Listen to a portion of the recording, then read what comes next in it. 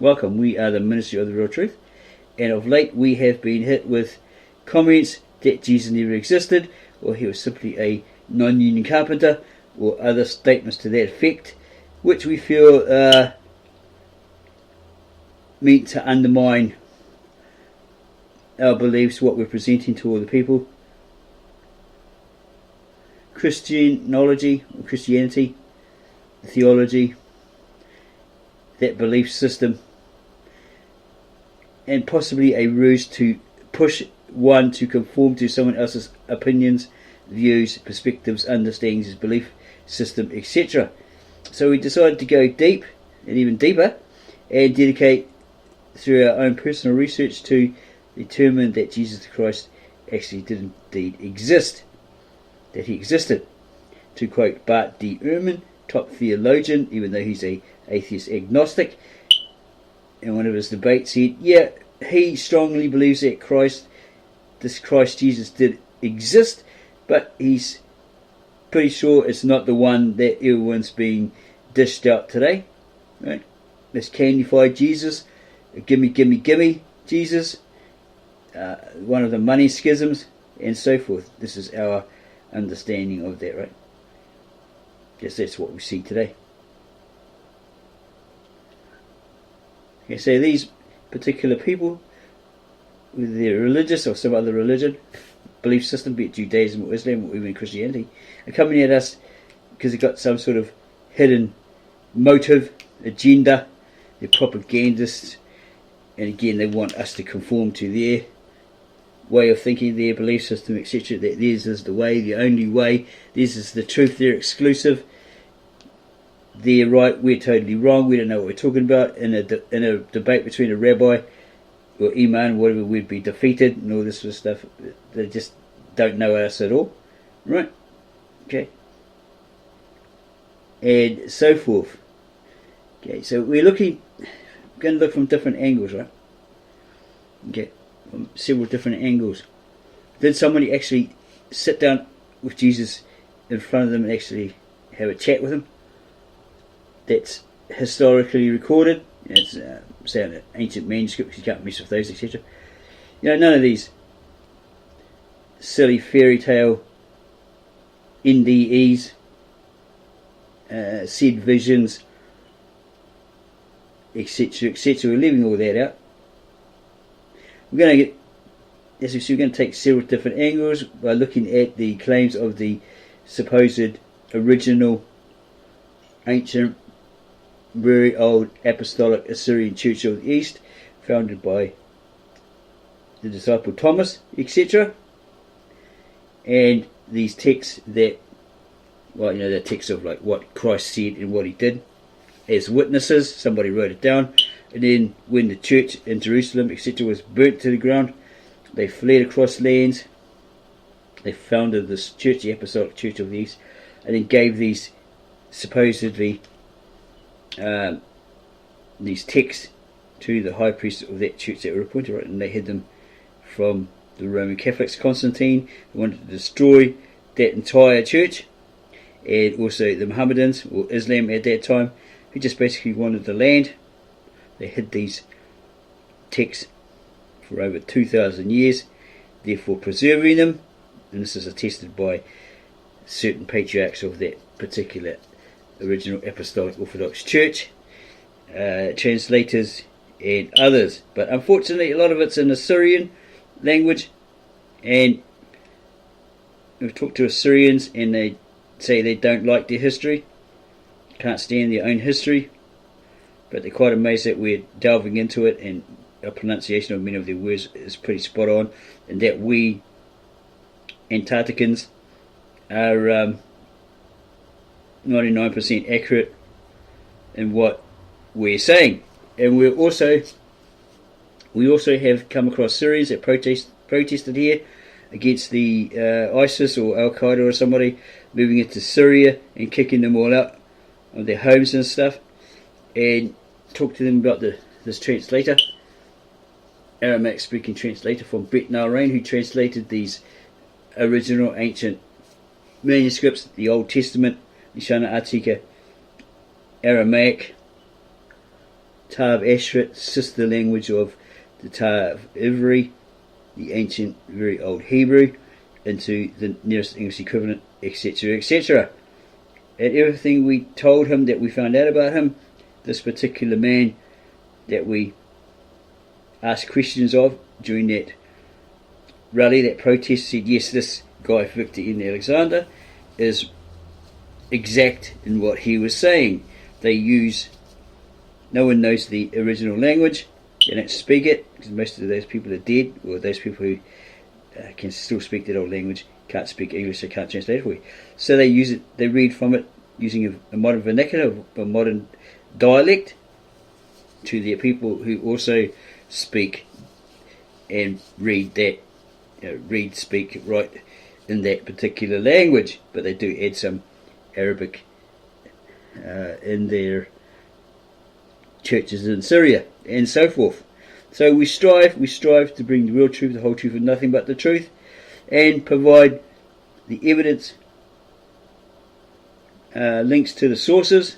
You come across them and we verify, yes, this is what we said in another video, and here it is.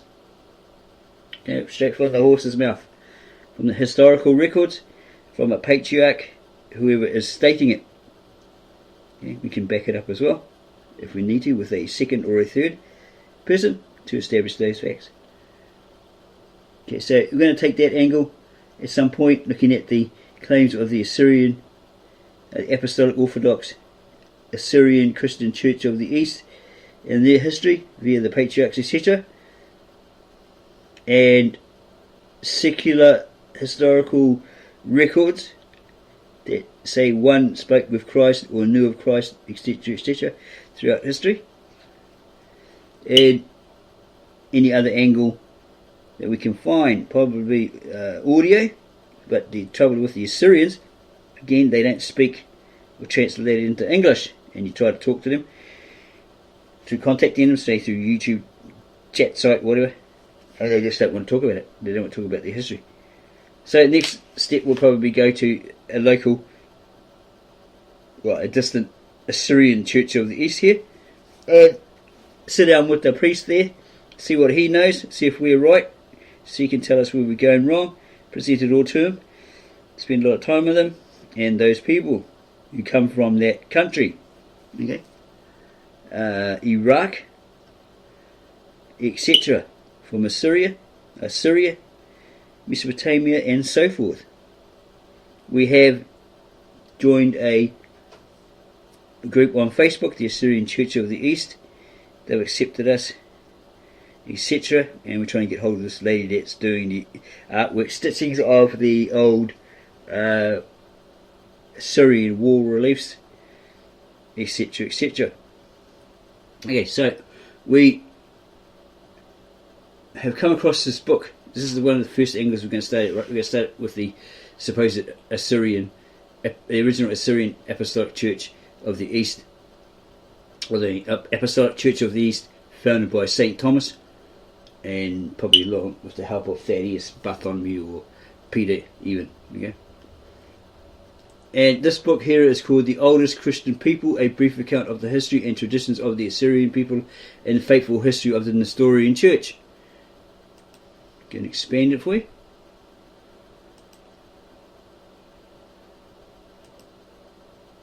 The oldest Christian people.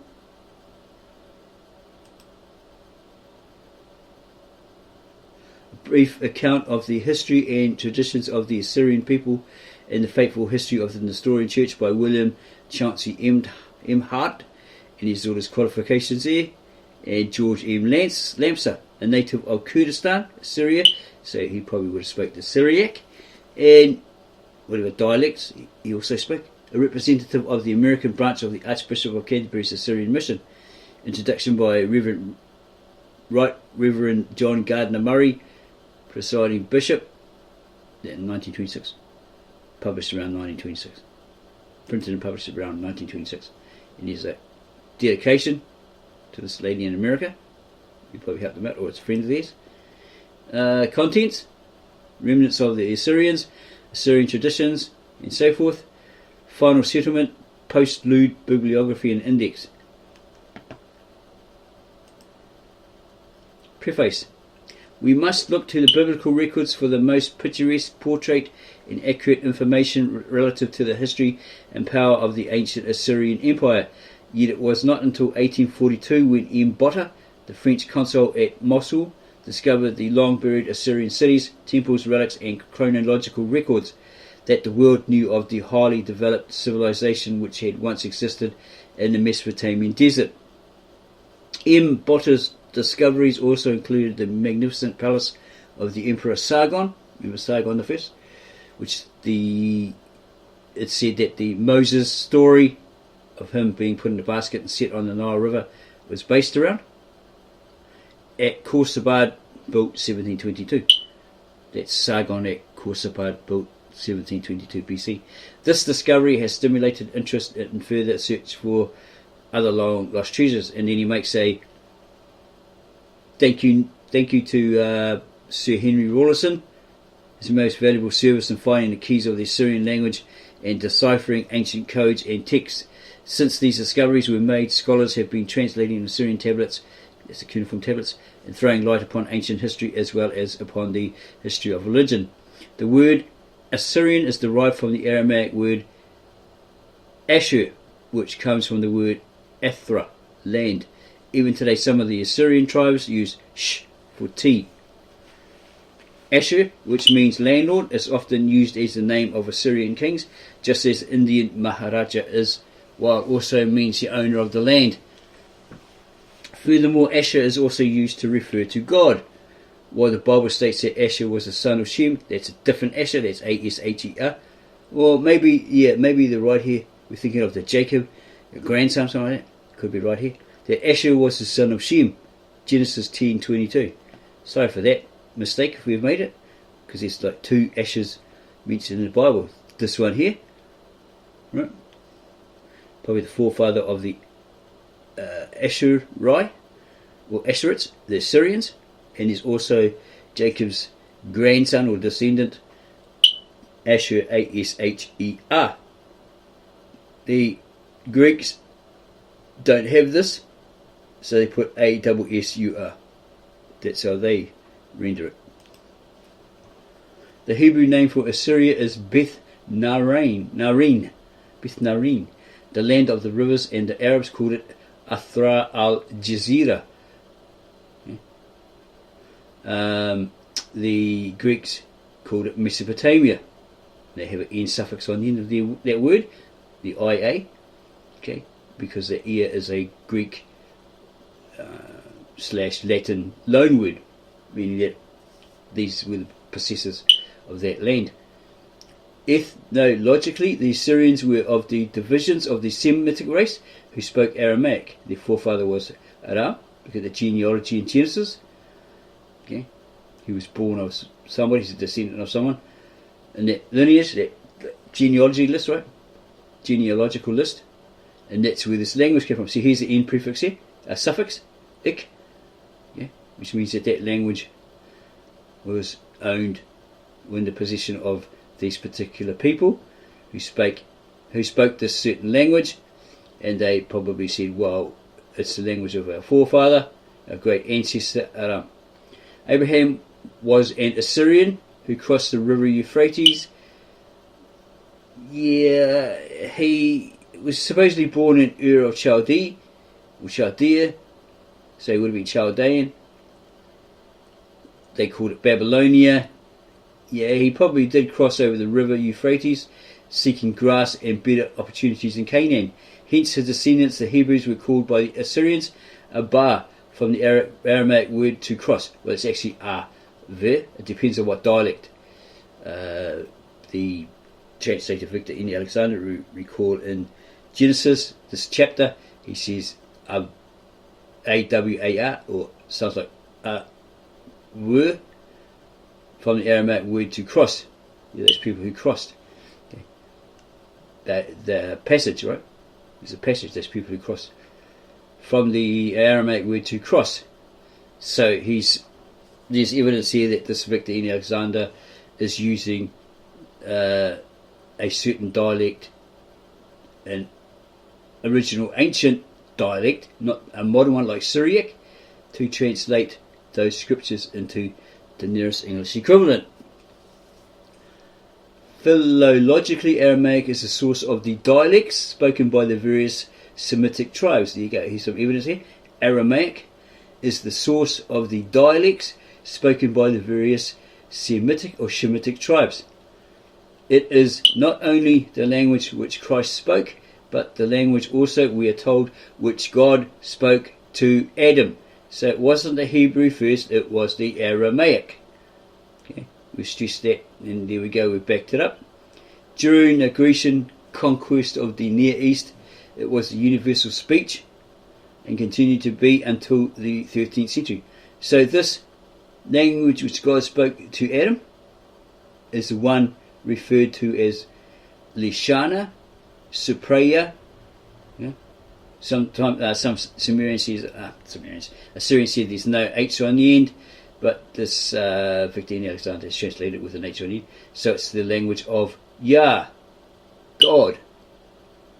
During the Grecian conquest of the Near East, it was the universal speech and continued to be until the 13th century. At present, the language is spoken only by the very small group of Assyrians who have maintained their old traditions and their racial identity in the fastness of Kurdistan. So they speak the Aramaic, the Syrian, and so forth. There's probably several different dialects, versions of it, right? The hiatuses in the history of the present Assyrians and their racial identity have been puzzling not only to leading scholars but even to Assyrians. From the downfall of the Assyrian Empire 610 BC until the present time, the history of the remnant of the Assyrian race has been very obscure. Some scholars still call them Syrians, others claim that they are the lost tribes of Israel, carried into captivity by the Assyrian kings. Yeah, that's probably why Abraham parents were in Chaldee. They settled there, and he was born in Ur of Chaldee, or Babylonia, in Mesopotamia, Assyrian region, land, right? Those who have made searching investigation have finally decided to class him as a remnant of the old Assyrian race. Yeah, you'd have to ask a proper native-born Assyrian about that, because we have come across some of these. Let's say they're hated, right? These particular people were hated because they came in, they were magicians, all this sort of stuff, and they caused problems. They're trying to overthrow the Assyrian kingdom and all this sort of stuff. That's supposedly their history, right, that they've relayed to us. Recent history throws very little light on the subject. Whatever conclusions scholars may reach, the fact should not be ignored that the natives of this land have always maintained their racial and cultural identity with the ancient Assyrians. There is abundant material, written and legendary, showing the continuity of the race.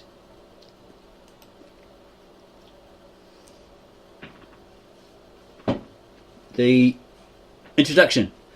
The interest shown by the last four archbishops of Canterbury in the preservation of the ancient Assyrian, erroneously called the Nestorian Church, is sufficient evidence of the importance this little church holds in the eyes of Christian leaders. History justifies this assumption, that the church is strategically placed and traditionally endowed for an important mission in the Near East cannot be doubted. Semitic in its origin and traditions, approaching the Persian with an understanding born of close association for millenniums, almost indigenous in India, and filled with a missionary spirit, favoured by special recognition by the Prophet Muhammad. At some point, which we already covered in a video, he was actually quite nice to them. They lived, alongside him, sort of thing, got on really well with him. He may have been the person that approached one of those caliphates and persuaded him to be nice to them, treat them nicely, all that sort of stuff, because he had a thing for those people of the book who really liked him, and so forth. No. They were almost indigenous in India and filled with a missionary spirit, favoured by special recognition by the Prophet Muhammad. This little church seems a natural organisation for producing prophets to the Mohammedan world. The writers of this book endeavour to trace and outline the rise and fall of the ancient church of Assyria. We are told of the founding of a church among people speaking the language of our Lord, the language our Lord spoke, the Galilean Aramaic, who found in him the fulfilment of those prophecies which the calamitous experiences of the Hebrew had made current in Mesopotamia, as well as Syria and Palestine. Okay, you need to understand that when you look at the scriptures, Abraham was born in Ur of Chaldea, so that makes him a Chaldean, and it wasn't until these certain people, they may have met up with Heber, or Heber, Heber, you see him in the genealogical list in Genesis. They may have crossed paths, they may have merged with them, but it wasn't until they made this passage from one place across a river, okay, or across a mass amount of water, that they then became known as the Awer, or in English, the Hebrew. Okay? And it may point to that guy, Heber or Heber, being the forefather of them, these people originally. Something along those lines. Okay, in this book they follow the church in its effort to preserve the integrity of the faith and its simplicity. Their triliteral language, that means that like it was three-part, was not capable of expressing triliteral. Their triliteral language was not capable of expressing the subtle distinction of Greek philosophical thought upon which the more analytic theology of the West is based. The period of missionary development challenges our attention and evokes our admiration. We grieve as the Tamerlane draws over this ancient church and people the darkening shadow of oppression and decline. They were really cruel to them, gave them a hard time in their era, the Tamerlanes, or Tamerlane, and they went through a lot of oppression and decline. Confined at last to their mountain fastness, the little remnant continued steadfast in the faith. Trial, suffering, abundant opportunity to prosper through apostasy has left them unshaken. So through all, as we stated in other videos, for those 18 centuries or 2,000 years or whatever, that they were persecuted, called heretics, martyred, all this sort of stuff, they remained unshaken in their faith.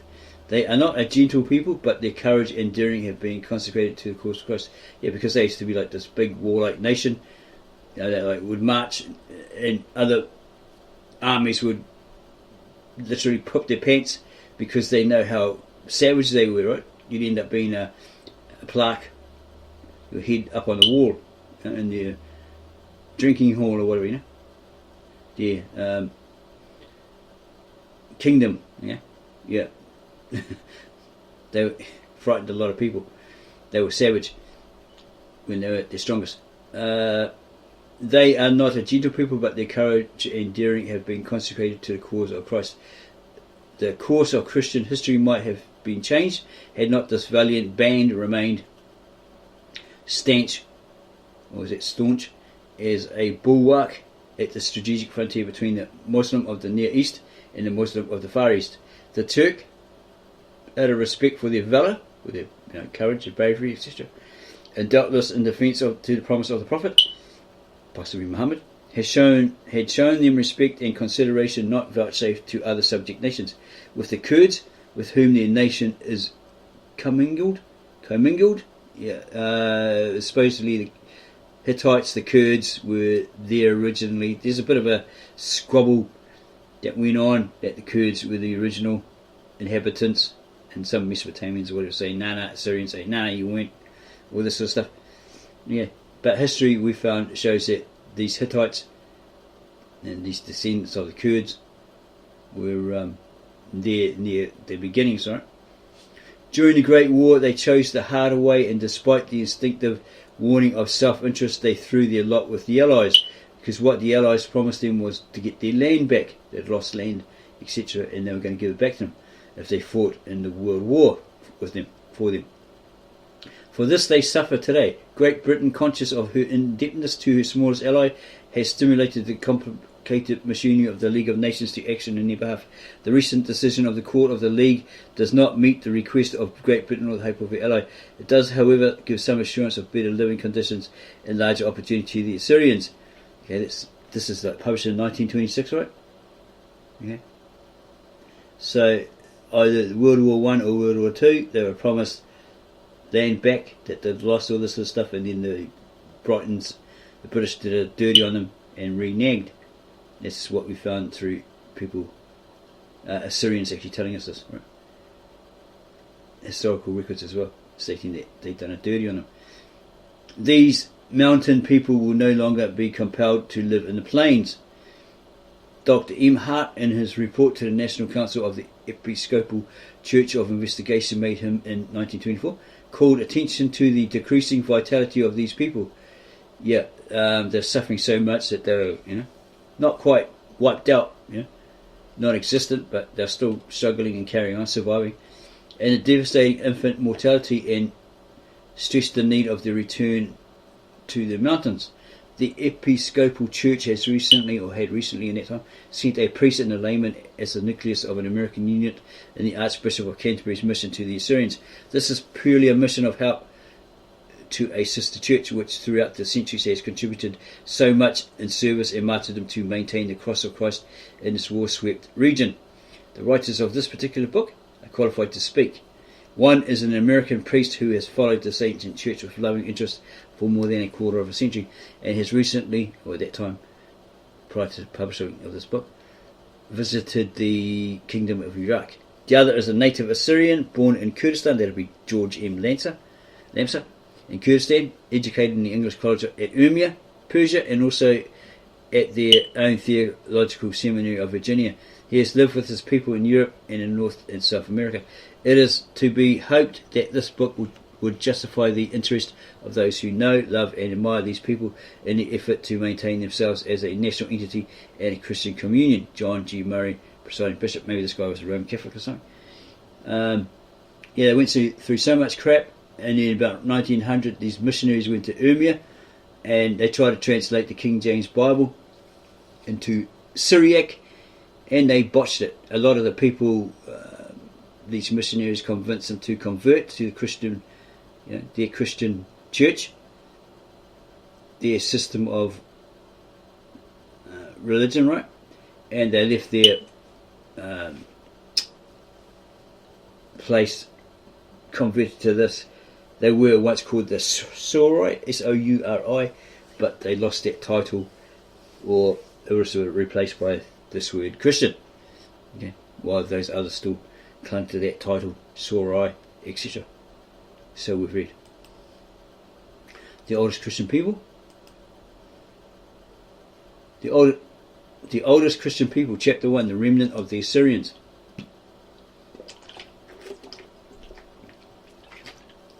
After the fall of the Assyrian Empire, overthrown by the power of the allied armies of Persia and Media in 1610, this is probably after Ashurbanipal died. He was a really strong king, got them all together, and he kept these invaders like the Hittites, etc., from invading his country, kept them on their borders, right? And when he died, they just flooded Assyria and overpowered them. They had eras of being strong, weak, and then he came along and he totally changed everything and made them really, really strong. Here the Assyrians had previously maintained summer resorts in order to escape the burning sands of Nineveh. To safeguard their interest in this part of the land, they built strong kalas, or fortresses, in which they maintained ample army posts. Some of these fortifications and military barracks still remain. Other traces of Assyrian civilization in these highlands are found in the form of masonry, bricks, bridges, water pipes, spearheads, and many other relics of a native art. Even some of the roads constructed by the Assyrians are still in use in these regions. Evidently, the conquerors of the huge Assyrian Empire were satisfied with the overwhelming victory and the great spoils which they took after the capture of Nineveh, the Assyrian capital, and other wealthy cities in the lower portion of the empire.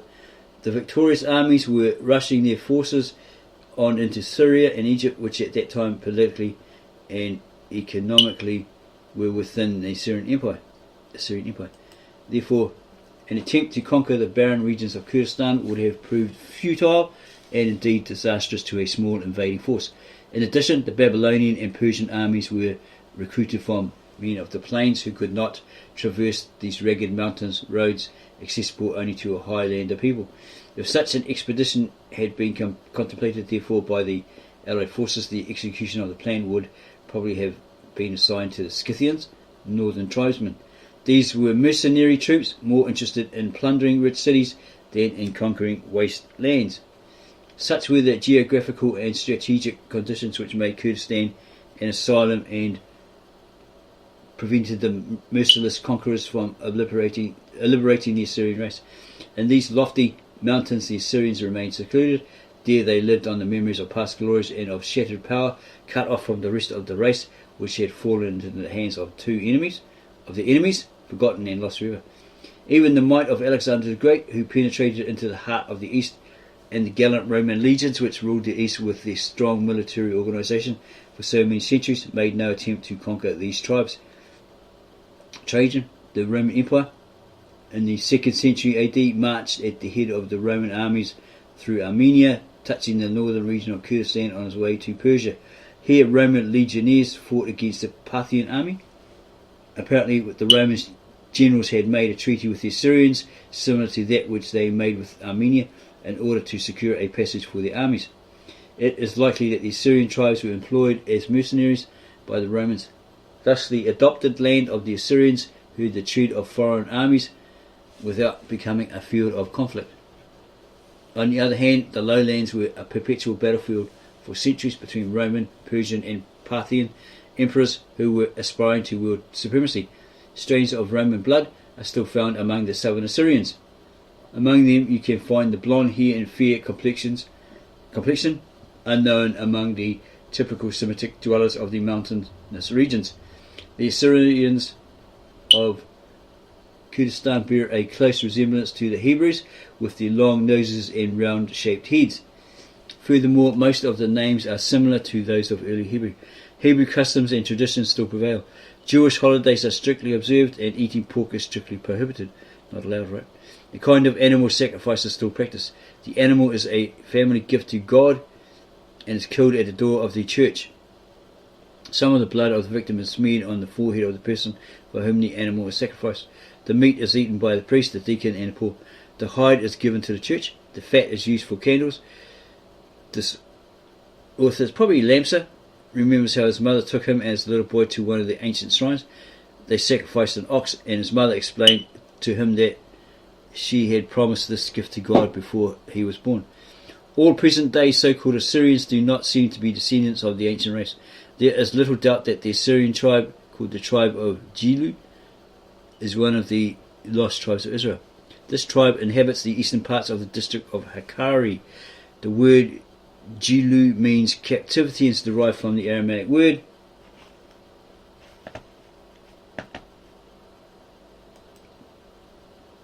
Galotha, meaning captivity. It is the richest and one of the strongest of all the Assyrian tribes. We actually found something, is that word Hakkari?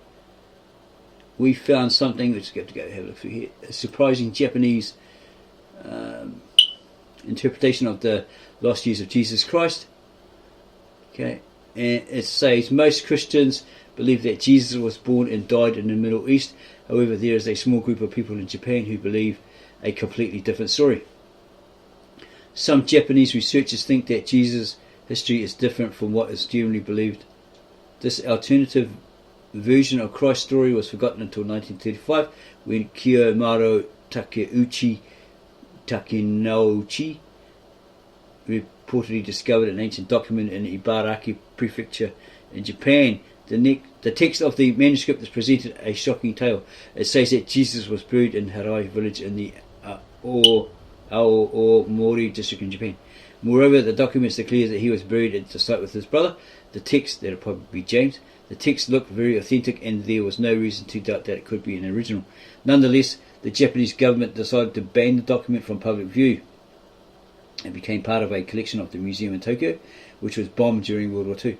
All of the museum's archives were destroyed. However, the Takeuchi family had made copies of the ancient texts before they informed officials of the discovery. These copies became the gates to a forgotten legend in Japan. Here they are displayed. It's a copy of the document on display in the village of Shingo. The legendary tomb. One of the copies of the document is now located in a small museum in Shingo village, traditionally known as Sarai, near the famous tomb of Jesus. Analysis of the text proved that it was originally written in ancient Japanese. Nowadays, not many people have enough knowledge on this type of writing to read it themselves, but it is also almost impossible to fake such a manuscript. Okay, yeah, it is quite hard to fake a manuscript, especially an old manuscript, pre-written manuscript, but you can translate it and then change its content. A lot of people don't believe that you should go mess around with it and try to mess with it or, tamper with it, change it.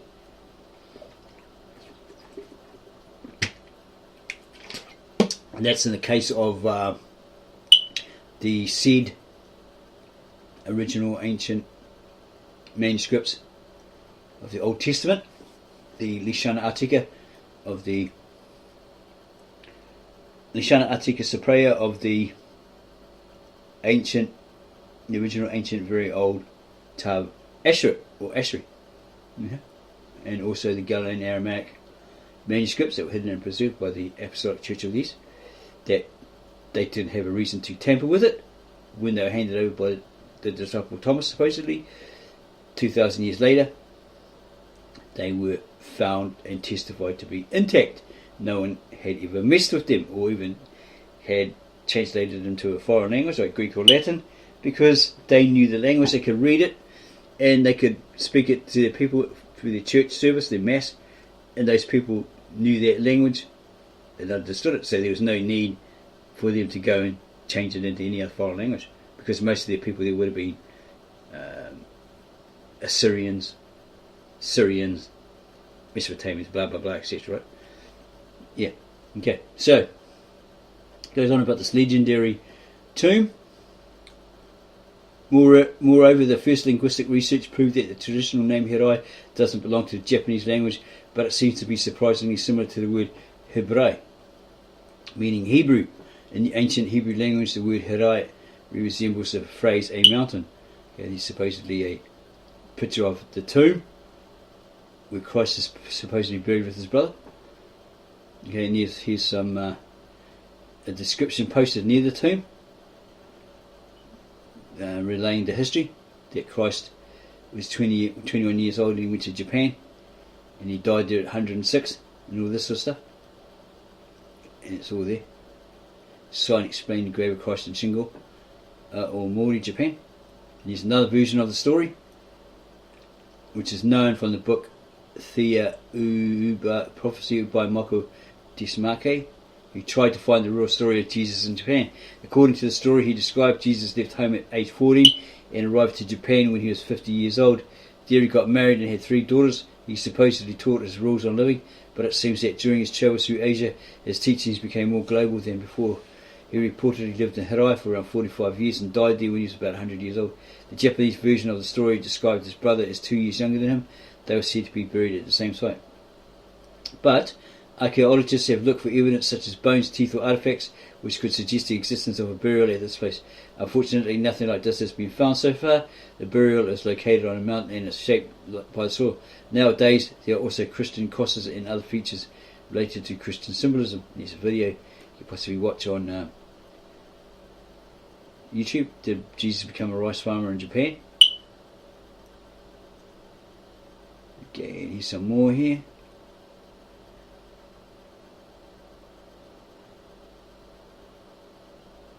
Who was he in Japan? It seems unlikely that Jesus really escaped from the Middle East and so forth.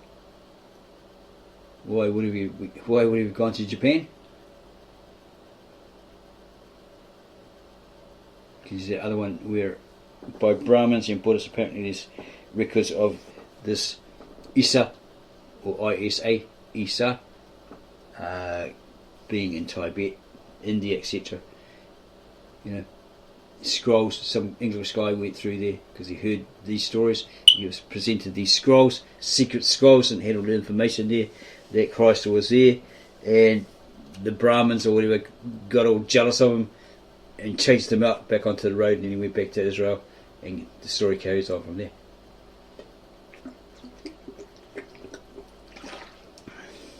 There's some paintings.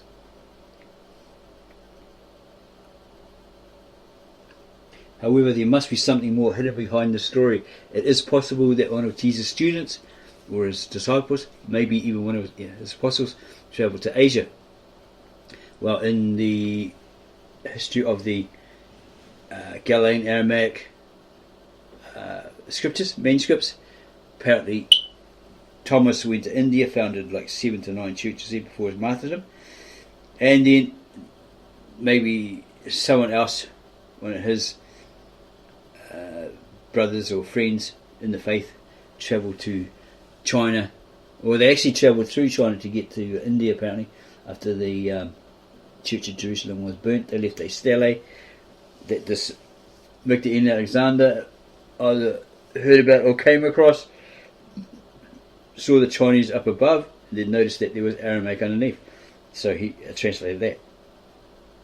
So he said he believed that somebody that spoke Aramaic had come through that area, right, and left the stele. Someone had left the stele in commemoration of these particular people that had come through there. Yeah, so at this point it is necessary to remember that in ancient times the word brother could be used if two men were relatives, but also if they had strong bond, as for example close friends like the apostles, the disciples, or were the travellers just Christ followers who wanted to share knowledge of their leader.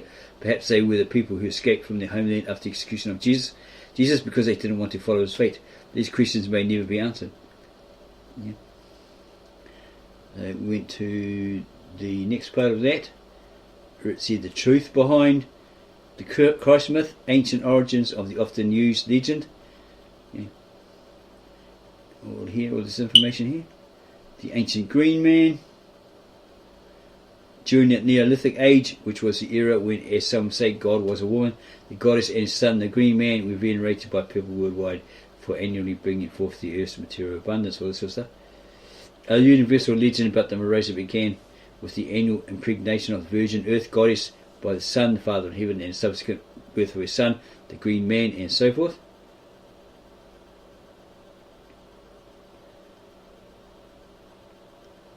There's the green man, sculpture of green man at festival,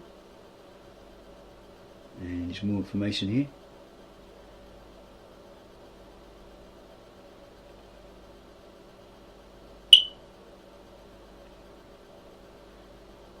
Okay, so Roman 6th century green man mosaic in the Great Palace Mosaic Museum of Istanbul. What's that, Turkey? It's looks very good. This is unearthed in the main room of the Palace of Arad. It depicts two almost identical images of a man with a branch or sheaf shaped head, and so forth. May represent the fertility god Tammuz, or a simple deity who died in the summer and was resurrected in spring in the Museum of Israel. And something about Egypt.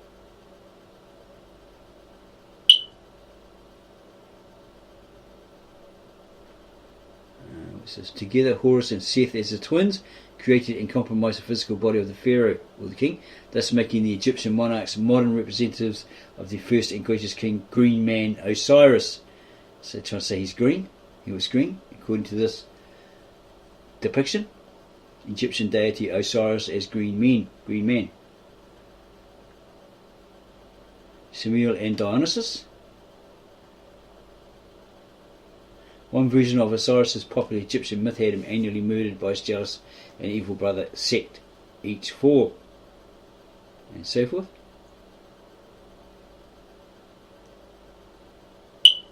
And there's more here, probably in relation to the Greeks,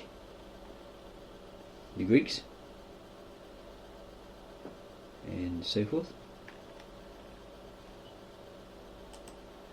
Okay, we also found this We've spent 5 secular non-biblical authors who verified Jesus' life and ministry. We explore some of the key players that provide evidence of Jesus' existence outside the records of the Bible. Okay, what is claimed has been claimed by Zeitgeist, said that movie, hundreds of memes, and several scholars that Jesus is a mythological figure who never existed in history. They claim there is no account of him or his followers outside the Bible during the 1st century AD, and any that exist are falsified. That's their opinion, right? As Catholics, these website is probably Roman Catholics. They contest this claim with 3 different types of non-biblical evidence for historical Jesus. These are contemporary secular authors who verify Jesus' life and ministry, confirmation and archaeological discoveries, and the coherence of New Testament accounts with 1st century history. In this piece we'll be looking at non-biblical accounts of Jesus from contemporary sources. There are 7 contemporary sources that are claiming to talk about Christians and or Jesus in the 1st century.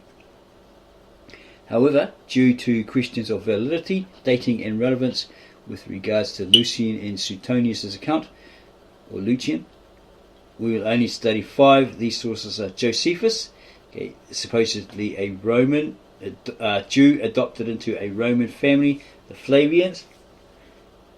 Some say a turncoat, not to be trusted.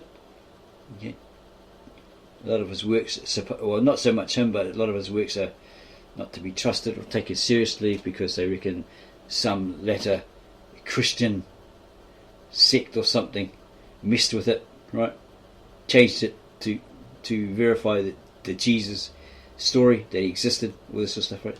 The Babylonian Talmud, that's a Jewish one, probably written when they were captive in Babylonia. It contains some other extra traditional habits. Pliny the Younger, who's like a Greek, Mabaseperion, and Tacitus, the Roman historian who lived supposedly 40 years after Christ, right?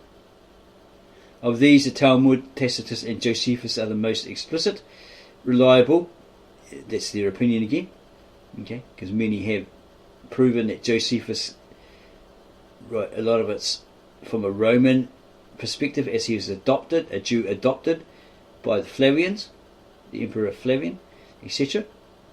So he wrote all to please his adopted father and family, right?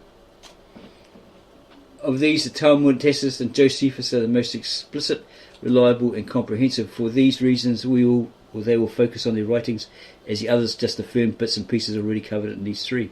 So Tacitus, Publius Cornelius Tacitus, was a senator and a historian of the Roman Empire. He lived in the 1st century AD, and the surviving portions of his 2 major works, the Annals and Histories, which we've looked at extensively. We have the Reader's Digest version, part of a massive collection, examine the reigns of the Roman emperors from AD 14 to AD 70. In Annals 1544, he explicitly talks about Jesus during his writings on Emperor Nero. He talks first about the Christian sect before then mentioning Christus, the founder of the name. There was a name given to the people that followed him, right? The sect that came from that. The founder of the name was put to death by Pontius Pilate, procurator of Judea in the reign of Tiberius. So he's saying basically, because he was quite he was a great orator, etc. That's what he wanted to be, apparently. He was really good at it, and then he looked at the records of his procurator, who recorded that, or had been recorded that this Christus was tried and executed by this Pontius Pilate. This confirms the biblical accounts of Jesus' death, and as it comes from an enemy of the church, it can be further trusted, as he has no incentive to make his account match biblical scripture. But again, don't forget, he's just saying that he looked at the records. He lived 40 years after the Christ, but he looked at the records and found that his procurator had tried and executed this Christus,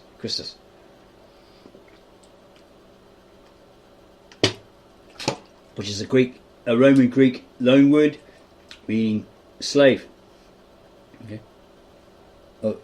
Christian was a word they used for people who followed him, the slaves of Christos. Yeah. Okay, where are we? The reason some dismiss its claims, however, is that Tacitus never mentions Christians again in his work. They claim that this was addressed or added and later by Christians to give their claims more validity. The reason some dismiss its claims, however, is that Tacitus never mentions Christians again in his works. They claim that this was added and later by Christians to give their claims more validity. Okay, he's always a skeptic, right? The main problem with this objection is that Tacitus is writing about the lives of Roman emperors, and apart from Nero, the others he covers do not have sufficient interaction with Christians to bear mentioning.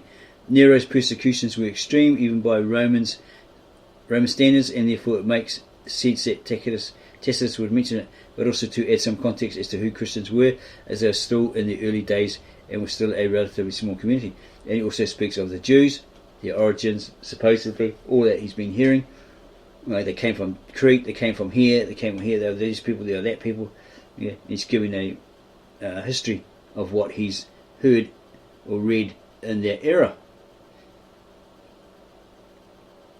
The Babylonian Talmud. The Babylonian Talmud is a central text of Rabbinic Judaism. It is a collection of writings that cover the post-biblical history of the Jewish people. In Sanhedrin 43a, okay, so this Rabbinic Judaism, not too smart on this, right? Still got a lot of learning to do, as some suggest. Right, we'll get to it eventually. Is this like a different kind of Judaism? Like a modernized or a different kind of Judaism?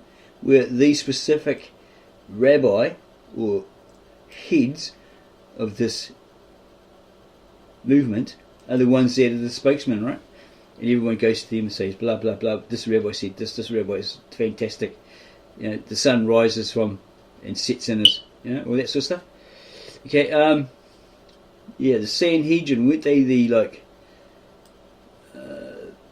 group or like a Jewish council in his day? They got together and they said, well, the Mosaic Law, or they did this, they said that, whatever, checked it out. Okay, so it's coming from their text.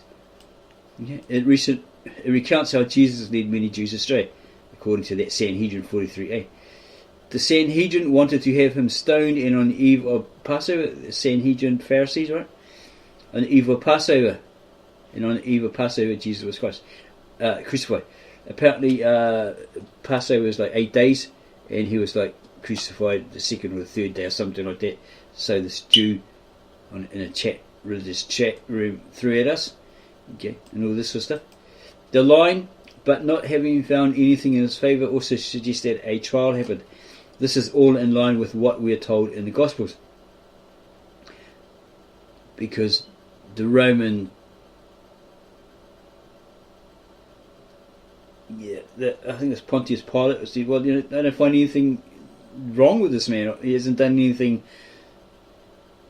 criminal, or wrong in his eyes, but they were determined to have him crucified, right? Because he was a threat to the authority. He was exposing them.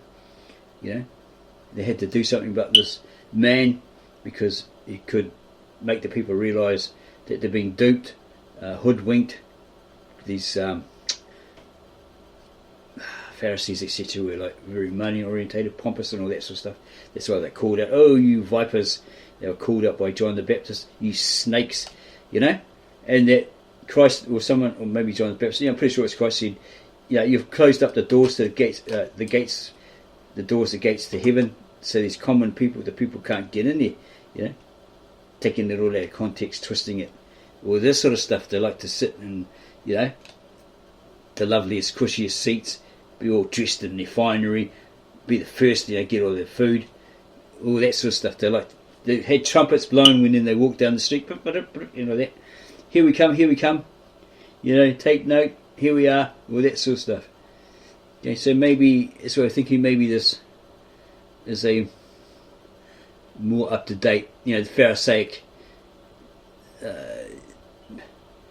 time ended, maybe, or maybe it just went underground sort of thing and it surfaced as this. Certain ones that were writing over the centuries then became oh yeah, he's the man, right, and all that sort of stuff. Yeah, I think it's the best way to put it. Yeah, let's refer to this guy or these particular rabbis, okay, as our source. Okay, hold them in reverence and all this sort of stuff. Okay, that's just an idea we have. Okay, I'm not going to say we're right, I'm not going to say we're wrong. It's just their conclusion. Okay, you can contest it, as most would do anyway. Some reject it. Most interesting is the line, he is going to be stoned because he practiced sorcery. The reason it is interesting is because they have had to admit it was believed that Jesus had some supernatural power. There is a scripture somewhere in the New Testament that says, we saw what he did. How can someone have done that? We saw it with our own eyes, and they were like,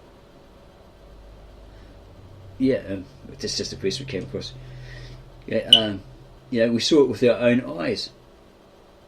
No one's done that sort of thing, right? No one can do that. So he might be, right? The difference, of course, is that they claim it came from some evil source instead of God. Okay, yeah, because he claimed that he was. Yeah, he says, I am he, I am, etc., etc. So they says, oh, you're claiming to be God, the Son of God. That's blasphemy and all this sort of stuff, right? Some reject the Talmud's account because during the Middle Ages many Jewish people claimed that this was not Jesus but another man that was being talked about. Yeah. The problem with accepting this rejection is that it lacks context. The reason the Jewish people claimed that this was because numerous times between 1239 and 1775 all copies of Talmud were ordered to be destroyed by the church. Was that the Roman Catholic Church? The church did this literally because the passages on Jesus found within Sanhedrin 43a are insulting about Jesus. Okay, maybe they were saying, oh, he should not be named, that bastard son of Mary, blasphemer, all that sort of stuff. Maybe that's what it was. The Roman Church didn't like it. The Jewish response was simply a way for them to retain the scripture, and notably it did not convince people because the text is so explicit. Okay, so maybe as we just mentioned. Josephus, he was a 1st century Romano-Jewish scholar, historian and hagiographer, whatever that is, who was born in Jerusalem. He lived in the 1st century AD, and his writings are an invaluable source of knowledge about this time period. Yeah, but just be careful, because they reckon they've been doctored, right? The main objection to his account is that most copies we have of it are clearly doctored to be more pro-Christian, to prove that Christ existed, right? This is evidenced by Josephus, a Jew claiming Jesus was the Christ, performed miracles and fulfilled explicitly all the prophets had foretold. This obviously causes problems, even though we know it's been only slightly reworded. It was cleaned up in 1971, however, when Shlomo Pines discovered an Arabic Josephus passage, quote, in Agapeus, the book of the title. Here is what the undoctored text says. At this time there was a wise man who was called Jesus, and his conduct was good, and he was known to be virtuous, and many people from among the Jews and other nations became his disciples. Pilate condemned him to be crucified, because he was forced to, right, by these temple Pharisees, etc., and to die. And those, well, eventually he buckled and ordered him to be crucified as they wanted him to be, right? And those who had become his disciples did not abandon his discipleship. They reported that he had appeared to them after his crucifixion. He rose again, and then he was alive. Accordingly, he was perhaps the Messiah concerning whom the prophets have recounted wonders. As we can see, even though it does not have Josephus explicitly stating Jesus was the Christ, like he does in doctored versions, everything he says verifies what we see in the New Testament. The account is reliable as coming from a Jewish source through non-Christian Arabic translations. There is no motive for these people to affirm Christian teaching. Yeah, they're Islam, right? Okay. It's Arabic. Yeah, possibly Islam. So yeah, there's no reason, there's no motive for these people to affirm Christian teaching. Okay. Josephus also records in Antiquities 1852 how John the Baptist was beheaded by Herod Antipas. Mara Bar Serapion is noted for a letter he wrote in Syriac to his son, who was also named Serapion. The letter refers to the unjust treatment of 3 wise men, the murder of Socrates, the burning of Pythagoras, and the execution of the wise king of the Jews. Mara is believed to have been a monotheistic pagan.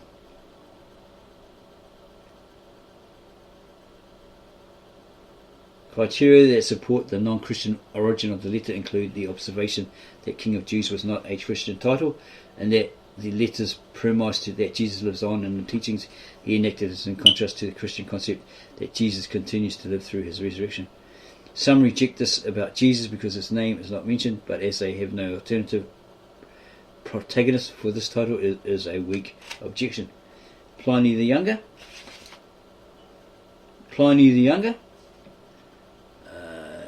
possibly the son of Pliny the Elder, the Roman governor of Bithynia et Pontus, wrote a letter to Emperor Trajan around 1112 AD and asked for counsel on dealing with Christians. He remarks on how they sing responsively a hymn to Christ as to God, to a God. This is further affirmation that Jesus was regarded as God. The objection here is that Christ is a title and so could be referring to someone else. David was also a Christ. In the Bible we do have a history of this with Saul, David and Solomon, all at one point or another being referred to as Christ, due to its meaning the Lord's anointed, or the anointed, right? But they were anointed with oil. Christ was anointed by God. Okay, and then later on, ointment was placed on his feet, and the woman cried, tears to wash his dirty feet, and wiped it with her hair, dried them with her hair. Additionally, they point out that Pliny's letter never refers to Jesus' actual life, therefore he could simply be mythological. It is correct that this account doesn't give any account of Jesus actually living, by the claim that it's talking about another Christ falls down when put in context with the rest of the letter. It is correct that this account doesn't give any account of Jesus actually living, but the claim that it is talking about another Christ falls down when put in context with the rest of the letter. We know of no other religious group who worship a Christ and call themselves Christians. Equally important is that there were very few religious groups back then who would have refused to give sacrifice to the emperor. We know that Christians would refuse to do so, and this on top of the other evidence leaves very little doubt that they are referring to actual Christians who follow Jesus Christ. Conclusion. Outside of the biblical text, there are several contemporary sources that confirm the following. Outside of the biblical text, there are several contemporary sources that confirm the following. This about Jesus' life, that doesn't make sense. Out of the biblical text, there are several contemporary sources that confirm the following about Jesus' life. That Jesus was a good-natured and virtuous man. He was a teacher who amassed a large following. He was a man who performed supernatural feats. His disciples claimed he had risen from the grave, or from the dead, resurrected. He was believed to be the Messiah and a God. The fact that we have multiple sources referring to a historical Jesus that lines up with the gospel leaves little doubt that Jesus actually existed. Objections to the sources fall down because they take things out of context and dismiss content out of hand without proper research. But without the remains, the bones, etc., a grave with the bones in it and all that sort of stuff, it's still not really evidence. Okay? It's historical, biblical, however you want to put it, but it's not archaeological evidence, physical evidence, i.e. his remains, his bones, identified as his bones, etc., etc. Right? People can argue that, but it's basically fact. Is there any evidence? Okay, maybe have to go back up here. Thought that was a ad for dating or something that popped up and we didn't know about, but we've got pop-up blockers, so no doubt we're just at the bottom of the page, right? Okay, cold case with Christianity. Is there any evidence for Jesus outside the Bible? Okay, here it is, a reliable gospel statement about the reliable gospel eyewitnesses accounts aren't the only ancient description of Jesus. There are also non-Christian descriptions of Jesus from the late 1st to 5th century. What do the non-biblical accounts say about Jesus, and how are we to assess them? It's been this person's experience, this writer of this blog or this website, that two people can examine the same event or even the same historical character and disagree about what they have seen. Many years ago, President John F. Kennedy was assassinated in Dallas, and the entire event was captured on videotape. There were hundreds of eyewitnesses. The tapes were watched over and over again, yet in the midst of such a robust eyewitness record, people still argue to this day about what they saw and what actually happened. Was it a lone shooter or an elaborate conspiracy? Something very similar occurred when the World Trade Center was attacked by terrorists. Most of us either saw the attack live on television or watched the video for months afterwards. But the event is still interpreted in a variety of ways. Was this the act of international terrorists or an elaborate governmental conspiracy? Two well-documented historical events with a rich set of evidences. In spite of this, both events have been interpreted in a variety of ways. It shouldn't surprise us then to find the historical records of Jesus Christ might also experience the same type of scrutiny and diverse interpretation. Okay, so you actually have historical records of Jesus Christ, right? Authentic, real, not faked, not written in 1789 in the Middle Ages or after, right? The actual historical records. They're not biblical historical records, yeah, or biblical based. Did Jesus truly live, minister, die and rise from the grave as the Gospels recorded, or was it an elaborate conspiracy? One thing we know about the Kennedy assassination and the World Trade Center attack, regardless of interpretation, they are eyewitnesses to the event, and the events did truly occur. In a similar manner, the ancient evidence related to Jesus reveals there were eyewitnesses, and he did exist in history. Okay, you got the scriptures where it says like 400 people come out of the grave or something, Jesus was resurrected, these people saw him, there were witnesses, eyewitnesses, etc. But there's none of those people in those scriptures actually jumped up and said, yeah, here you go, I wrote it all down, this is exactly what I saw, you know. And then someone else did the same, these particular eyewitnesses, right? So people are relying on the eyewitnesses of a biblical account. Is there any evidence for Jesus outside the Bible? Yes, in the ancient non-Christian interpretations and critical commentaries of the Gospel accounts serve to strengthen the core claims of the New Testament. You've got hostile non-biblical pagan accounts. There are a number of ancient classical accounts of Jesus from pagan non-Christian sources and so forth. Some ancient authors denied the miraculous nature of Jesus and events surrounding his life. Thales, the earliest secular writer to mention Jesus, and he's so ancient his writings don't even exist anymore. But Julius Africanus, okay, and apparently Africa was not named after this guy, he was probably named after Africa, writing around 221 AD, does quote Thales, who previously tried to explain away the darkness occurring at Jesus' crucifixion. They probably do exist, but someone's either destroyed them or hiding them in the secret vault in the Vatican or something like that, right? But who knows? They could have been all destroyed deliberately, or just, went to dust over the centuries. On the whole world, the oppressed are most fearful darkness, and the rocks were rent by an earthquake, and many places in Judea and other districts were thrown down. The darkness Thales in the third book of his history. This darkness Thales in the third book of his history calls, as appears to me without reason, an eclipse of the sun. Julius Africanus, Chronography 1801. If only more of Thales' records could be found, we might find more confirmation of Jesus' crucifixion.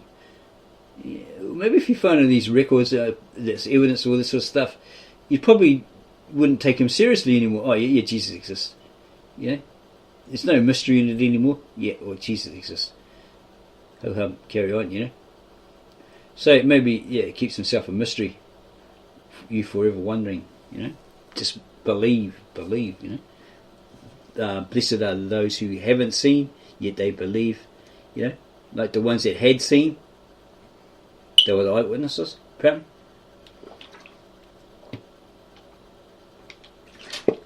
Yeah, blessed is he that hasn't seen but believes, etc., etc. Tacitus, 56 to 120 AD. He was known for his analysis and examination of historical documents and is among the most trusted of ancient historians. Probably more trustworthy than Herodotus. He was a senator under Emperor Vespasian and was also proconsul of Asia. In his Annals of 116 AD, he describes Emperor Nero's response to the Great Fire in Rome and Nero's claim that the Christians were to blame. Well, he did it, and he blamed the Christians, didn't he? Scapegoat. Consequently, to get rid of the report, Nero fastened the guilt and inflicted the most exquisite tortures on a class hated for their abominations called Christians by the populace. Christus, from whom the name had its origin, came from the Greek, it was a Roman Greek loanword, suffered the extreme penalty during the reign of Tiberius. Yeah? Christians. Yeah? Slaves to that Christ. From which the name had its origin, suffered the extreme penalty during the reign of Tiberius. Yeah, real cruel bugger. At the hands of one of our procurators, Pontius Pilatus, and a most mischievous superstition, thus checked for the moment, again broke out not only in Judea, the first source of the evil, but even in Rome, where all things hideous and shameful from every part of the world find their centre and become popular. Yeah, whatever you could think of that was sick, depravity, all that sort of stuff, yeah, it'd be going on there. In this account, Tacitus confirms several historical elements of the biblical narrative. Jesus lived in Judea, was crucified under Pontius Pilate, or Pontius Pilate, and had followers who were persecuted for their faith in Christ. Then there's Mara bar Serapion, Phlegon, in a manner similar to Thallus. Julius Africanus also mentions a historian named Phlegon who wrote a chronicle of history around 140 AD. In this history, Phlegon also mentions the darkness surrounding the crucifixion in an effort to explain it. Phlegon records that at the time of Tiberius Caesar, at full moon, there was a full eclipse of the sun from the 6th hour to the 9th hour. Africanus Chronography, 1801. Phlegon is also mentioned by Origen, an early church theologian and scholar born in Alexandria. Keep note that this Origen is probably a Roman Catholic church father. Okay, do more personal research on him yourself.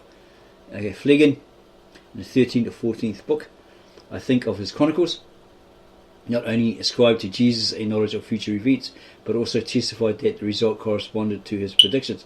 Origen against Celsus, Book 2, Chapter 14.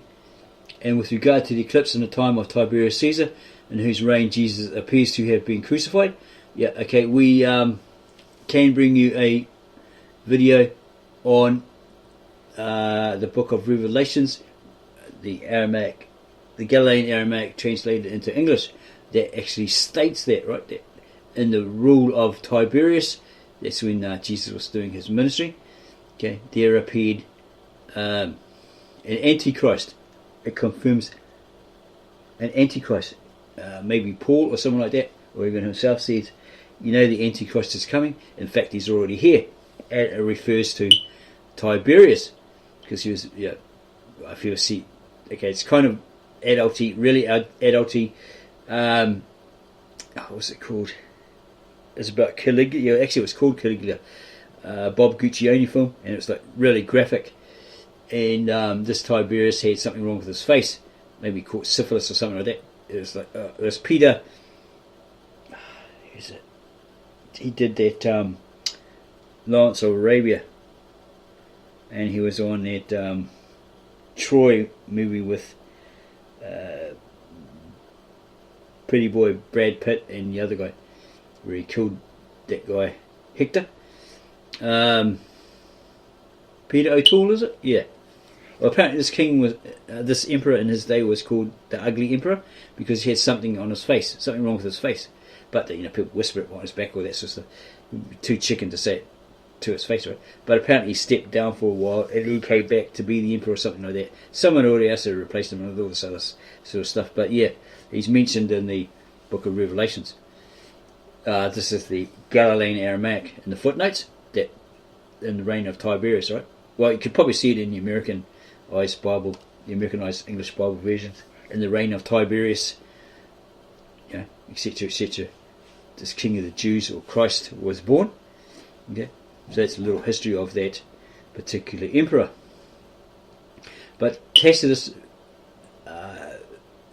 pretty sure he talks about Vespasian in the beginning of his annals, that this guy was really cruel, really, really, really savage bugger, right? He was worse than Hitler, right? And apparently Nero, who was a sicko as well, he was so disgusted by what went on, he had to turn his head and not look, right? Yeah, it was so horrible, he was so shocked by it that he had to turn his head and look the other way. Okay, so here's all this information here. It's got Pliny the Younger, Suetonius,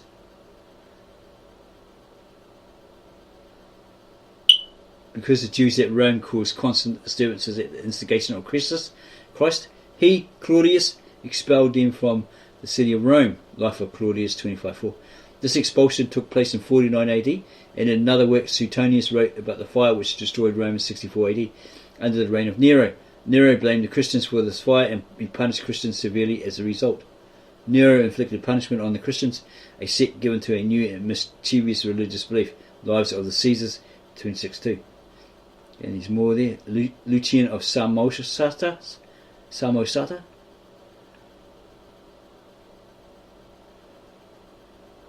Yeah, there's information there. Celsus, the last hostile non-Christian account. Okay. He's antagonist to the claims of the Gospels, but in his criticism he unknowingly affirmed and reinforced the biblical authors and their content. His writing is extensive, and he alludes to 80 different biblical quotes, confirming their early appearances in history. In addition, he admits the miracles of Jesus were generally believed in the early 2nd century. Yeah.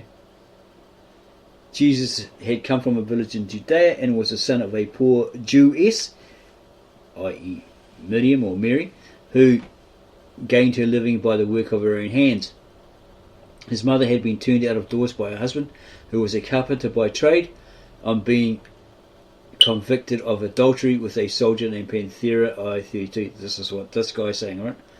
Being thus driven away from her husband and wandering about in disgrace, she gave birth to Jesus, a bastard. Jesus, on account of his poverty, was hired out to go to Egypt. While there he acquired certain magical powers which Egyptians pride themselves on possessing. He returned home highly elated at possessing these powers, and on the strength of them gave himself out to be God. Okay, that's this guy's claim, right? Okay, he could have had a confusion with Serapis Christus, who apparently had these healing powers, was considered a god, but a neglectful god by Tacitus, who, he was neglectful to his duties as a god. All this sort of stuff. Celsus admits Jesus was reportedly born of a virgin, but then argues this could supernatural. Celsus admits Jesus was reportedly born of a virgin, but then argues this could be a supernatural account, because it's not making sense. It could not be possible, or this account could not be possible, and offers the idea Jesus was the illegitimate son of a man named Panthera, a Roman centurion or something like that. An idea borrowed from Jews who opposed Jesus. There you go. Borrowed from Jews who opposed Jesus at the time. This is what the Celsus is stating. But in writing this account, Celsus does confirm several important claims. Jesus had an earthly father who was a carpenter, possessed unusual magical powers, and claimed to be God. Okay, so there you go, fans. He is stating that these Jews opposed Jesus at that time, so they made up the story. Oh, Mary was a hoe. Right, on the side, she slept with so and so. This guy, he snuck in at night. I think there's a guy, the Flavian account or something. I can't remember what it was. It's on YouTube, and he says all this as well. Says, "Oh, here's information. It's all true. It's fact that she was sleeping around." Oh, Pantera or whatever came in at night time, so he had no candles or whatever, blew out the candles, and he snuck in and tried to make out it was Joseph, and she believed he was Joseph, come back, and he had his way with her and produced this son. So Christ is the son of Ben Pantera or something, or was it Yeshua Yosef ben Pantera or some crap like that. Okay, so that's where it's coming from, but they probably won't tell you that. Okay, that they've looked at this account and they've found that there was a statement by this particular guy, right, as follows. Okay, and here's some more. Josephus. There is much legitimate controversy about the writings of Josephus because the first discoveries of his writings are late enough to have been rewritten by Christians who were accused of making additions to the text. So to be fair, we'll examine a scholarly reconstruction stripped of Christian embellishment. Yeah. Now around this time lived Jesus, a wise man, for he was a worker of amazing deeds and was a teacher of people. I'm pretty sure he said, it was said that he said that there was a man, I don't know if he exactly named Jesus, but said there was a righteous man. Yeah, but then again, let's just stick to that, right? This one. Now around this time lived Jesus, a wise man, for he was a worker of amazing deeds and was a teacher of people who gladly accept the truth. He won over both many Jews and many Greeks. Pilate, when he heard him accused by the leading men among us, condemned him to the cross. But those who had first loved him did not cease doing so. To this day, the tribe of Christians, named after him, has not disappeared. This neural reconstruction follows closely the one proposed by John Mayer, a marginal Jew, rethinking the historical Jesus, the roots of the problem and the person. Now, there are many other ancient versions of Josephus' writings which are even more explicit about the nature of Jesus' miracles, life and his status as a Christ, but let's take this conservative version and see what we can learn. From this text we can conclude Jesus lived in Palestine, was a wise man and a teacher, worked amazing deeds, was accused by the Jews, crucified under Pilate, and had followers called Christians. And of late they're saying that there never was a Palestine. Okay. Palestine never existed. Jewish Talmud. While the earliest Talmudic writings of Jewish rabbis appear in the 5th century, the tradition of these rabbinic authors indicates that they are faithfully transmitting teachings from the early Tannaitic period of the 1st century BC to the 2nd century AD. Scholars believe there are a number of Talmudic writings referring to Jesus, and many of these writings are said to use code words to describe Jesus, such as Balaam or Ben Stada or a certain one. But for our purposes, on this website, we'll be very conservative and limit our examination to the passages referring to Jesus in a more direct way. Here they are. Jesus practiced magic and led Israel astray. It's from the Sanhedrin 43a. Compare this with this or something. Rabbi Hista, died 309, said that Rabbi Jeremiah bar Abba, that'd be Jeremiah, son of the father, I suppose, said, what is that which is written? No evil will befall you, nor shall any plague come near your house. Psalms 91:10. No evil will befall you means that evil dreams and evil thoughts will not tempt you, nor shall any plague come near your house means that you will not have a son or a disciple who burns his food like Jesus of Nazareth. Okay, it's supposed to come from here. The Sanhedrin 103. Our rabbis have taught that Jesus had 5 disciples: Matthias, Nikai, Neza, Buni and Toda. They brought Matthias to trial. He said, "Must Matthias be killed? For it is written, when Matthias shall I come and appear before God." Let's talk about Matthew. When shall I come and appear before God? Psalms 92:2. They said to him, "Yes, Matthias must be killed, for it is written, when Matthias he dies, his name will perish." Psalms 41:5. They brought Nikai. He said to them, "Must Nikai be killed? For it is written, the innocent Naki, and the righteous will not slay." Exodus 23:7. They said to him, "Yes, Nikai must be killed, for it is written, in secret places he slays the innocent Naki." Psalms 10:8. Sanhedrin 43a. The passage continues in a similar way for Neza, Buni and Torah. And this perhaps is the most famous of Talmudic passages about Jesus. It was taught on the day before the Passover. They hanged Jesus. A herald went before him for 40 days, proclaiming he will be stoned because he practiced magic and enticed Israel to go astray. Let anyone who knows anything in his favour come forward and plead for him. But nothing was found in his favour, and they hanged him on the day before the Passover. Sanhedrin 43a. From just these passages mentioning Jesus' name, we can conclude the following. Jesus had magical powers, led the Jews away from their beliefs, had disciples who were martyred for their faith, one of them who was named Matthew, and was executed on the day before the Passover. Okay, and he's a Toledot Yeshu, 1000 AD. Okay, it's a medieval Jewish retelling of the life of Jesus. It is completely anti-Christian, to be sure. There are many versions of these retellings, and as part of the transmitted oral and written tradition of the Jews, we can presume their original place in antiquity, dating back to the time of Jesus' first appearance as an influential leader who was drawing Jews away from their faith in the law, the Mosaic Law. The Toledot Yeshu contains a determined effort to explain away the miracles of Jesus and to deny the virgin birth. In some places the text is quite vicious, but it does confirm many elements of the New Testament writings. Let's take a look at the portion of the text. Jesus is called Yehoshua in those texts, right?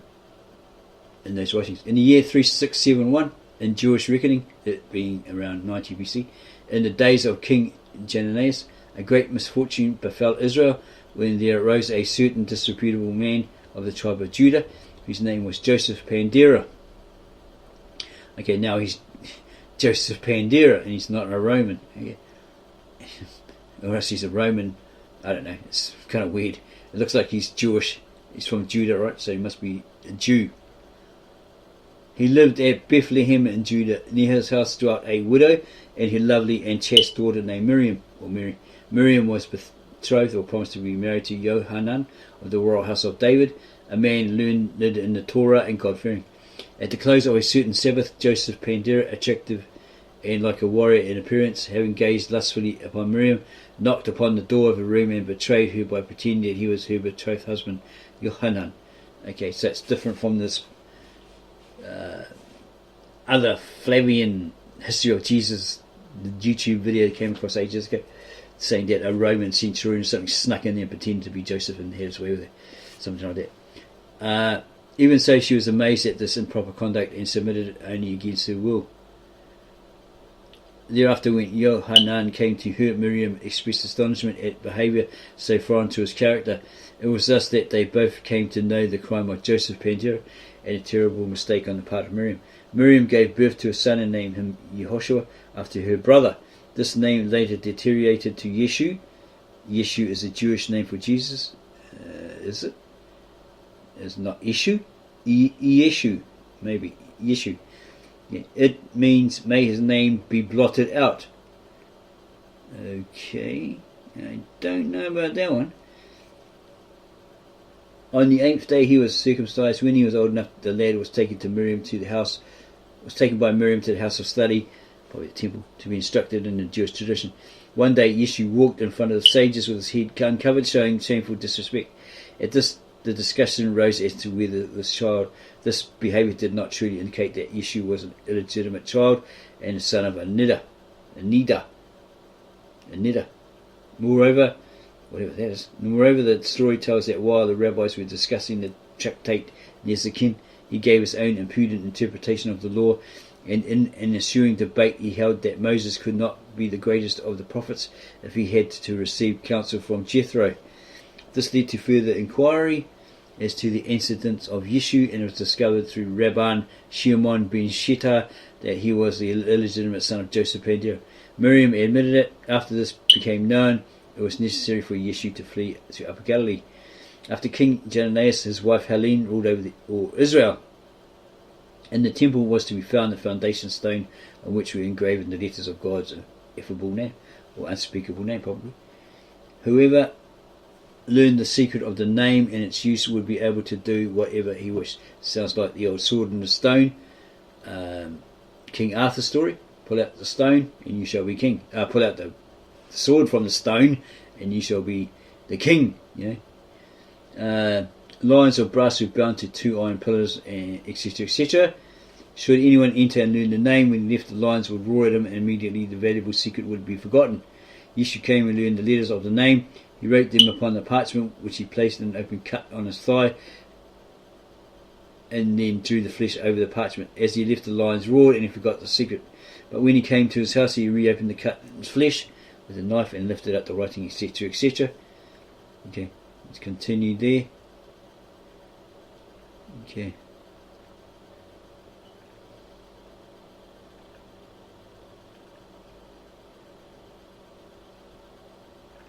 There's plenty of information there.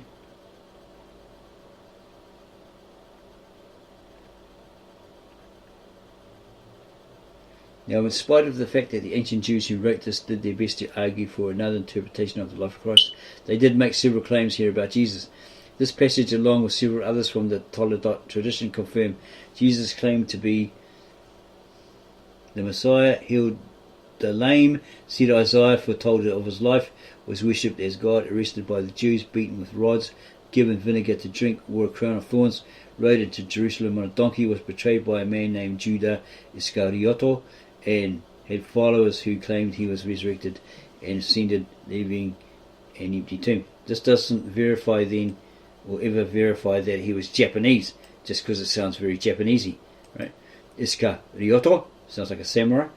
Yeah, it's just this supposed translation of that name. Many elements of the biblical records are confirmed by these hostile accounts in sight of the fact they deny the supernatural power of Jesus. Okay, so they're summing up what was written from all these hostile pagan and Jewish sources describing Jesus. They do best to discount the anti-Christian bias we see in the sources, just as we discounted the pro-Christian bias we think might exist in some versions of the writings of Josephus. Many elements of the biblical record are confirmed by these hostile accounts, in spite of the fact they deny the supernatural power of Jesus. And here's all the facts according to those. Okay, they'll put here. Not bad, given this information is coming from ancient accounts hostile to the biblical record. While these non-Christian sources interpret the claims of Christianity differently, they affirm the initial evidential claims of the biblical authors, much like those who interpret the evidence related to Kennedy's assassination, etc. Okay. And they got this drawing here, and there's the book there, possibly by J. Warner Wallace. Yeah. Okay, he's written it. He's written other books. Okay. So, yeah, that's adding some clout, from secondary sources, secular sources that confirm that Christ actually existed. But it still doesn't prove that he existed, right? It's all faith-based. It's all, put your trust in these eyewitnesses, these biblical authors, the disciples that say, we saw what we saw, we heard what we heard, he's real, etc., etc. We are witnesses to that account of what he said and did. What, are we liars?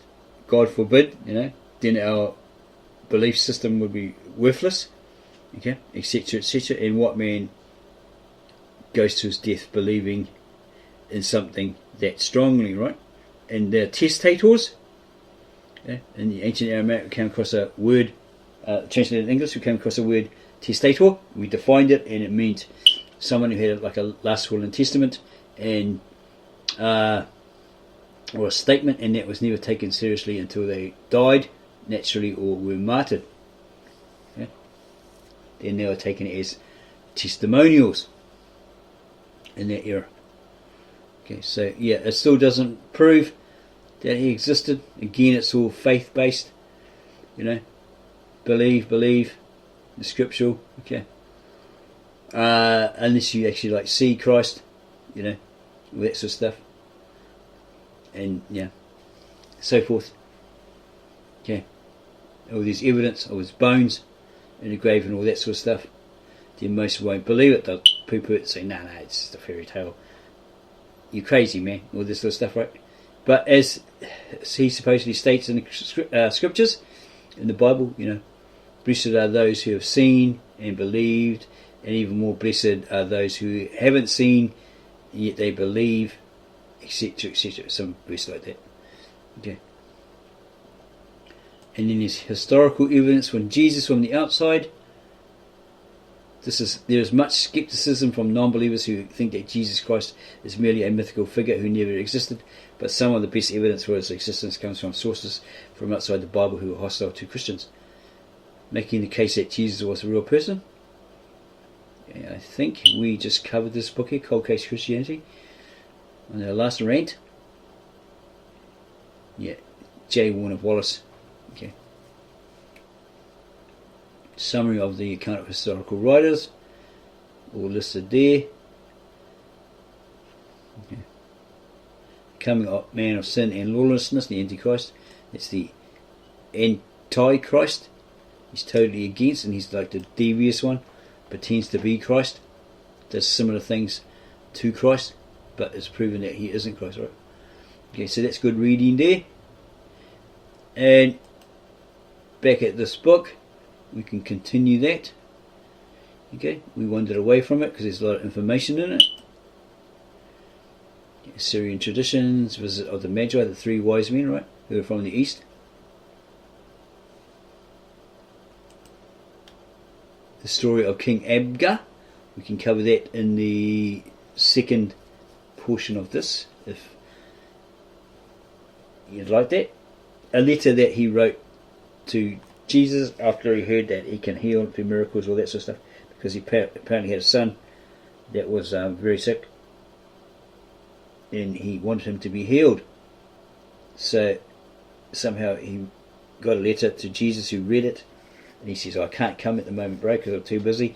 I'm about my Father's work, this is going to happen, and all this sort of stuff is prophesied, so sorry about that. So what I do is I send one of my disciples to you, and he'll heal your son, and all this sort of stuff, right? And then they reckon, some say there was that letter, and then some say, no, it's all a load of rubbish, or it's been lost to history or time or whatever, all that sort of stuff. So it mentions it here.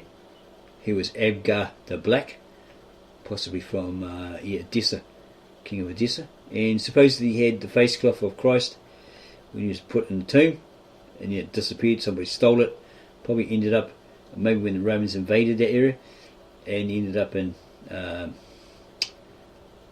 Turin, Italy, became that shard of Turin. Or maybe that was a total fake, or a joke that what's his name, Leonardo da Vinci created, because he really disliked the Roman Catholic Church. Go do your personal history on that, personal research on that, confirm that, right, through doing that that's what happened. Okay, here's the letter, apparently.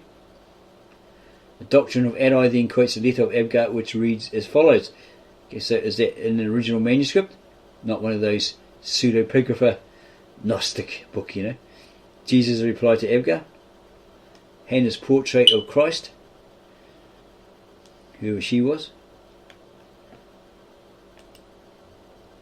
Saint Thomas, information on him. Founder of that original Apostolic Church of the East. These hymns, some hymns.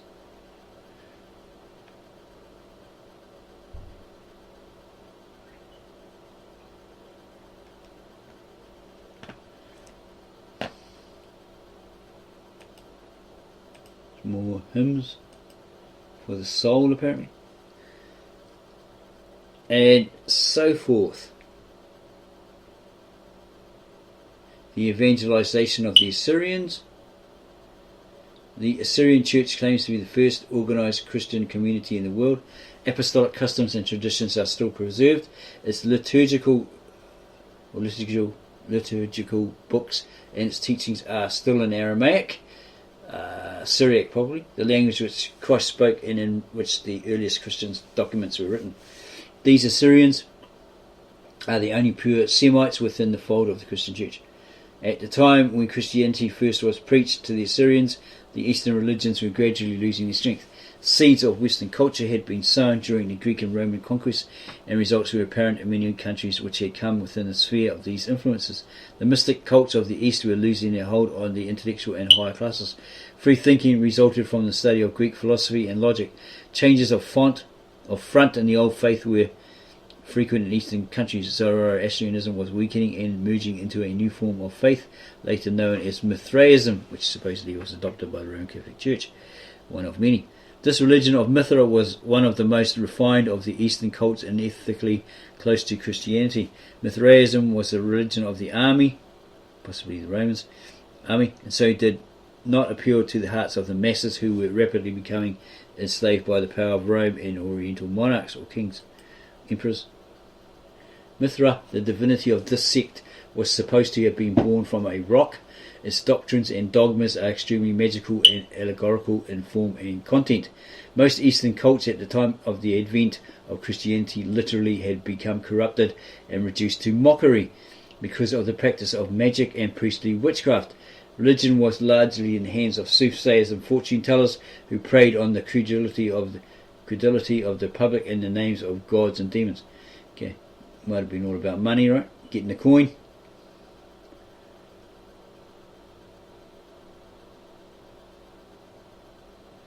Undoubtedly, a great part of the success of the Christian religion in the East can be attributed to the facility of approach which it possessed through similarity of customs and manners.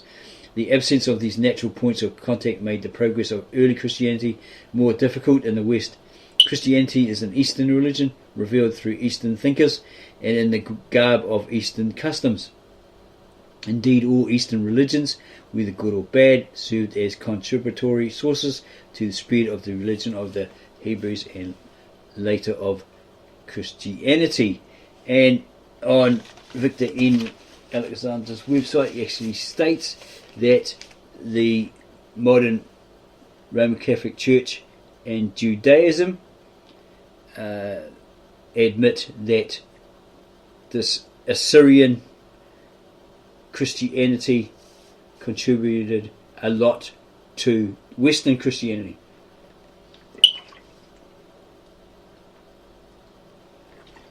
The Christianity of today. And it goes on more about Mithraism. Mithraism taught of a God who triumphed over evil and ascended to the heavens. Even Assyria and Babylon had made their contributions towards the opening of the kingdom of heaven to true believers. The Babylonians worshipped Marduk, who had been put to death unjustly and raised in victory. The idea of supernatural birth was acceptable to nearly all the cults of Mesopotamia. So we're going to leave it there because this is probably quite a long video, and we may cut it into sections so it's easier for you to watch and understand, and perhaps do a part 2, okay, covering this book, The Oldest Christian People. So if you like this so far and you want more, then let us know in the comments below. Subscribe to our channel, give us a like, don't forget to add comments down below, and then go share this with all your friends, families, neighbours and so forth. And we'll see you on part 2.